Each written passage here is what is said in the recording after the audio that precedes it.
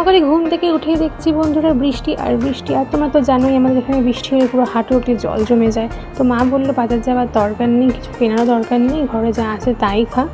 আর গোপুর সঙ্গে রাত্রে একটু নকুলদানা আর ওদের জন্য বিস্কুট রাখা ছিল, ওরিও বিস্কুট, ঠিক আছে, তুই ওদেরকে ওটাই খাইয়ে দে, যখন বৃষ্টি কমবে তখন নিয়ে বাজার যাবে। তো আজকে আমি সারাদিন বাড়িতে। তারপর মাকে দেখছি মা কোমরে হাত দিয়ে দাঁড়িয়ে আছে। তো মাকে বললাম, মা তুমি কোমরে হাত দিয়ে দাঁড়িয়ে আছো কেন, তোমার কি কোমরে ব্যথা করছো? তো মা বললো না, তুই ফ্লিপকার্ট থেকে কি একটা তোর পুজোর জন্য কুর্তি অর্ডার করেছিলিস, তো সেটাই এসছে।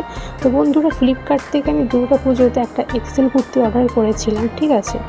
তো কুর্তিটা হচ্ছে পুরো ডার্ক ব্লু কালারের, যেটা আমার খুব পছন্দ হয়েছিল, আর ডিজাইনটা হচ্ছে পুরো ফুল করা। সন্ধ্যেবেলায় সে আবারও বৃষ্টি হচ্ছিল, মা বললো চপ বাজারে গিয়ে জুতোটা কিনেই নিয়ে আসি, হাতে তো বেশি দিন টাইম নেই। তো মাকে বললাম মা একটু ওয়েট করে যাও, বৃষ্টিটা কমুক, তারপর না জুতোটা কিনবো। তো বন্ধুরা আজকে আমি এসেছিলাম মায়ের জুতো কিনতে, আমার না আমি পরে কিনবো, আর মা আমাকে এই কানেরটা কিনে দিয়েছে।